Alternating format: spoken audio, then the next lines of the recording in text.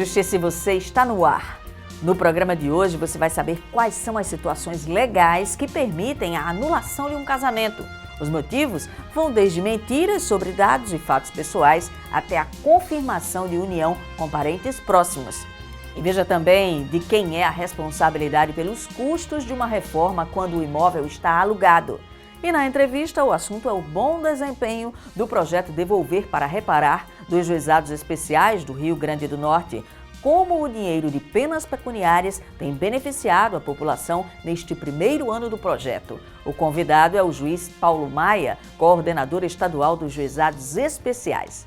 O Justiça e Você volta em instantes. Enquanto isso, você confere os fatos que marcaram o Poder Judiciário norte-riograndense esta semana. Até já!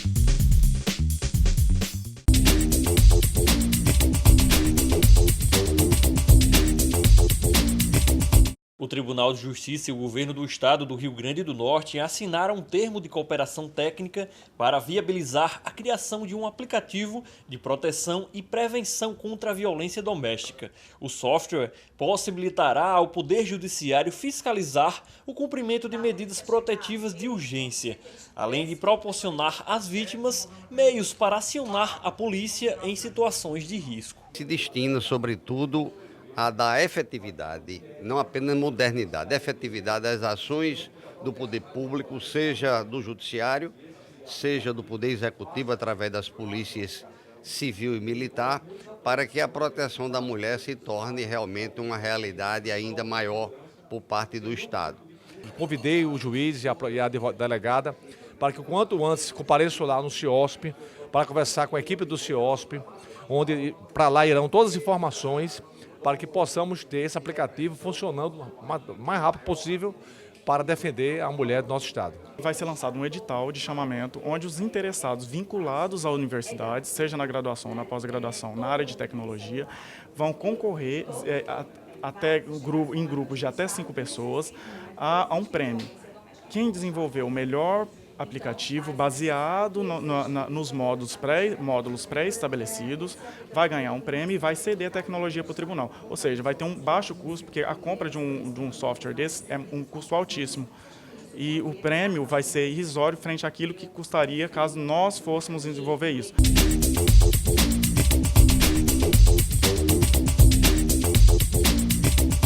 O presidente do Tribunal de Justiça do Rio Grande do Norte, o desembargador Cláudio Santos, verificou as obras de melhorias e adequações realizadas no prédio do Fórum Distrital Varela Barca, na zona norte de Natal. Ao todo, foram investidos R$160 mil em segurança e na construção de novas celas, entre outras mudanças. Um investimento relativamente pequeno, mas que vai dar mais conforto, mais espaço, mais condições de trabalho, não apenas aos magistrados, mas também aos funcionários, e proporcionar à população que procura os serviços judiciais aqui da Zona Norte melhores condições de ser atendidos. Houve vários incrementos, não só de segurança, como a ligação da guarita ao prédio, como também a possibilidade de trazer os 2 juizados cíveis do Shopping Estação para o Fórum Varela Barca, com diminuição do valor de aluguel, além de uma melhor estruturação das celas, do local de convivência dos servidores.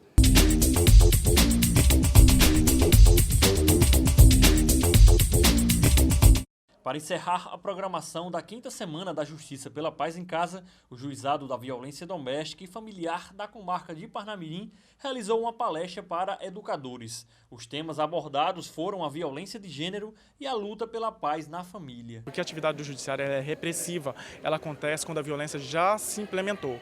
A gente quer evitar que a violência venha a acontecer numa atividade preventiva.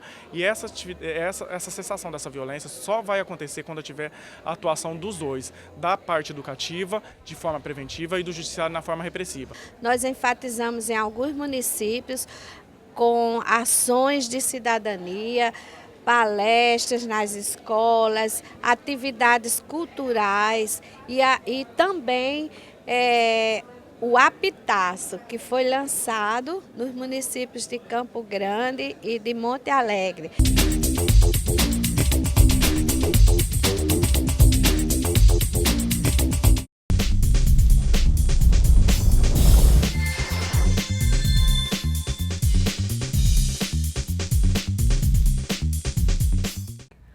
Uma situação é você se separar, se divorciar. A outra, bem diferente, é anular o casamento. O Código Civil traz uma série de motivos que permitem a qualquer pessoa anular o matrimônio. Por exemplo, mentir a idade, esconder uma doença crônica transmissível, casar com um parente próximo sem saber. Entenda melhor o que diz a lei brasileira sobre esses casos. Silmara e Fábio Cisneiros estão casados há 8 anos perante a justiça, mas já se vão 16 anos desde o dia em que o casal se conheceu e iniciou o relacionamento. A gente começou a pensar em casamento muito cedo. A gente teve a certeza que era o que a gente queria para a vida da gente. Porém, como éramos 2 estudantes universitários, a gente não tinha condições financeiras de assumir uma vida 2. Então, a gente foi planejando tudo para que o casamento da gente desse certo. A relação da gente como um todo sempre foi pautada muito na verdade. Porque a verdade, por mais que doa, o acordo que a gente tem aqui em casa é esse. A verdade, por pior que seja, ela é melhor do que uma mentira ou uma meia-verdade.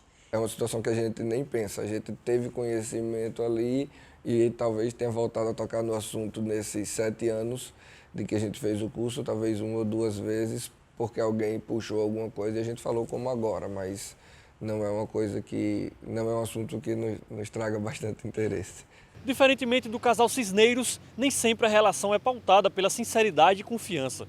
Mas esconder do companheiro questões pessoais sérias e guardar segredos pode trazer graves problemas e até mesmo a anulação do matrimônio. A anulação do casamento é uma das 4 formas cabíveis no nosso ordenamento jurídico, passíveis de extinção da relação matrimonial. As outras 4 são a nulidade, a declaração de nulidade, o divórcio e também a morte, a causa mortis. Entre as várias razões que podem levar uma pessoa a pedir anulação do matrimônio estão mentir a idade, ser portador de doença sexualmente transmissível e incurável, casar sob coação ou contra a vontade, ter menos de 16 anos de idade ou desconhecer um crime cometido pelo cônjuge. Segundo a legislação, até mesmo a descoberta de que o parceiro sofre de impotência sexual é motivo para anular um casamento. É uma causa que gera a falta de efeitos que o casamento deve produzir. E a anulação está prevista no artigo 1550 do Código Civil. As causas de anulabilidade são geralmente de interesse das partes. Juíza titular desde 2014 da 6ª Vara da Família de Natal, Virgínia Marques, afirma que são raríssimos os pedidos de anulação matrimonial. Para a magistrada, o principal fator para o baixo número é a exposição causada pelo processo judicial. Então, no divórcio e na separação, isso pode estar presente, mas essa intimidade dos cônjuges é preservada. Ao passo que na nulidade e na anulabilidade, na ação declaratória, isso tem que vir à tona. Então, muita gente não gosta de se expor. O jurista ressalta que as consequências de uma anulação são diferentes de um divórcio. Em ambas as ações têm uma série de legitimados, uma série de prazos, perfeito? As 2 ações retornam o Estado Civil ao Estado Civil aquele inicialmente, antes da celebração do casamento. Então, se você era solteiro e casou-se, você volta a ser solteiro. É diferente do divórcio, que ao ser extinto o matrimônio pela via do divórcio, você passa a ser divorciado. A assinatura do Termo de Cooperação Técnica para o Desenvolvimento do Aplicativo da Mulher Potiguar é o destaque do TJ nas mídias desta semana. O software vai ajudar a monitorar agressores e proteger as vítimas de violência doméstica e familiar. Para conferir esta e outras imagens do Judiciário Potiguar, siga o TJRN no Instagram. Vamos para um intervalo e na volta você vai saber de quem é a responsabilidade pelos custos de reforma quando o imóvel está alugado. E os números do projeto Devolver para Reparar, que está revertendo penas pecuniárias em benefício da população. Enquanto isso, aproveite para acessar a página do TJRN no Facebook e conferir os assuntos mais comentados e compartilhados.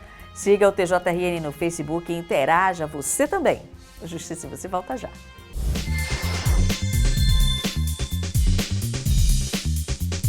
Você mora em um imóvel alugado e quer fazer uma reforma, mas não sabe de quem é a responsabilidade pelos custos? O Justiça e Você dá uma mãozinha para você ficar por dentro deste assunto e não perder dinheiro.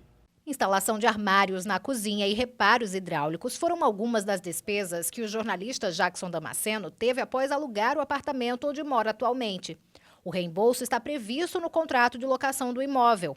Nesse caso, o jornalista entrou em acordo com o locatário e o valor vai ser descontado do aluguel. Tudo isso apalavrado, sem grandes ressalvas, desde que eu avisasse a ele e fizesse o desconto quando eu quisesse, ou nos aluguéis que estavam por vir, ou quando eu saísse do apartamento. Mas foi muito tranquilo, a gente combinou tudo muito tranquilamente, assim foi feito. Seja por desgaste ou por estética, não são raros os casos em que o inquilino considera importante fazer uma reforma no imóvel. Mas também são comuns as dúvidas sobre a responsabilidade sobre a obra e quem deve arcar com os custos. Questões assim estão previstas na legislação, na Lei 8.245, conhecida também como a Lei do Inquilinato. Despesas ordinárias, Arena, são aquelas do condomínio que são ligadas à rotina, o dia a dia, como a limpeza, a manutenção do condomínio, a folha, o pagamento da folha dos trabalhadores ali do condomínio, essas são ordinárias.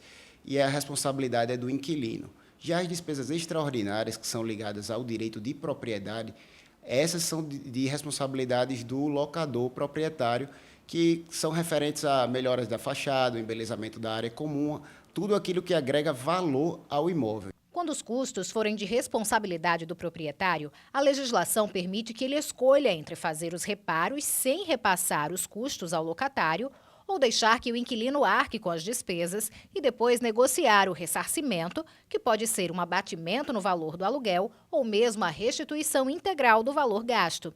Nas áreas de uso comum ou na fachada de condomínios, a responsabilidade sobre a despesa depende da finalidade da obra. Aquelas benfeitorias necessárias, elas são indenizáveis desde que haja comprovação pelo inquilino, certo? Ele comprovando os gastos gasto dele para melhoria e manutenção que evite a deteriorização do imóvel, aí sim. Já as benfeitorias, como ampliação, ou então troca de piso, ou então ampliar uma garagem, essas precisam ser convencionadas em contrato sob pena de não ser ressarcidas, que são consideradas as benfeitorias úteis, que trata da ampliação do imóvel e precisa ser combinado anteriormente ou através de contrato com o proprietário. Exceto em reparos de urgência, como um cano estourado, por exemplo, nenhuma obra pode ser feita sem a aprovação prévia do proprietário do imóvel. Se não tiver convencionado em contrato, precisa ser feito um aditivo ou que eles convencionem através de um termo para dar segurança a ambas as partes. O projeto Devolver para Reparar, da Coordenação dos Juizados Cíveis e Criminais do Rio Grande do Norte, comemorou o primeiro ano com resultados expressivos. Durante esse período, R$167 mil foram repassados pela Justiça Estadual para 10 projetos sociais. Sobre este assunto, eu converso agora com o juiz Paulo Maia, coordenador dos Juizados Especiais no Rio Grande do Norte. Doutor Paulo, muito obrigada por ter vindo. Muito obrigado.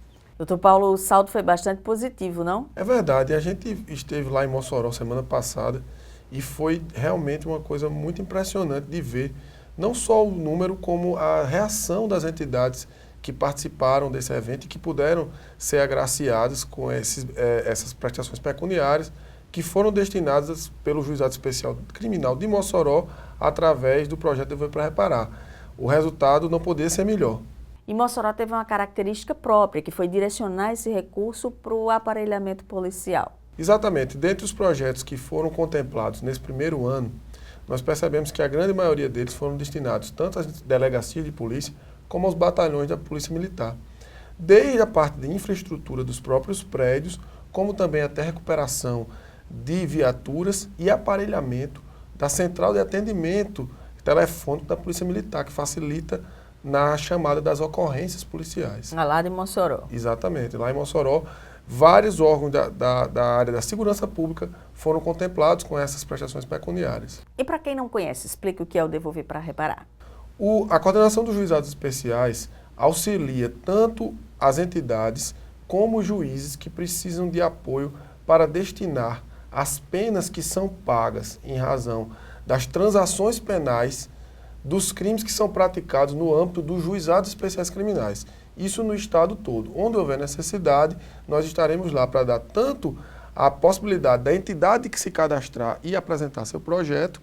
Nós temos um setor próprio aqui em Natal que apoia todo o estado, como também para que o juiz tenha os modelos e o trâmite correto para poder destinar essas prestações de forma adequada. Tecnicamente, a gente chama esse recurso de pena pecuniária, mas o que vem a ser exatamente esse recurso?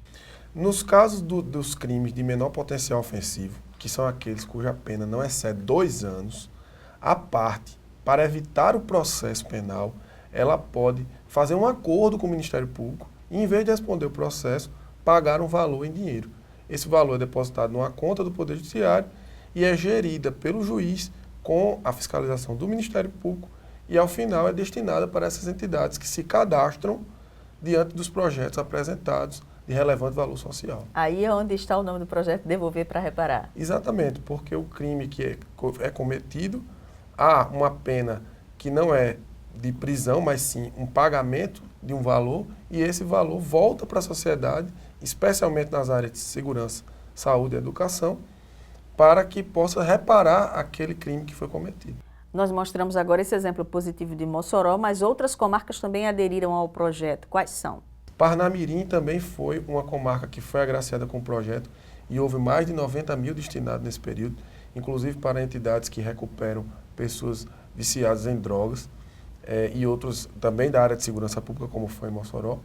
E no estado todo, mesmo sem o apoio da coordenação diretamente, os juízes diariamente fazem essas destinações e nós temos notícia que esse número superou R$700 mil nesse período de 1 ano.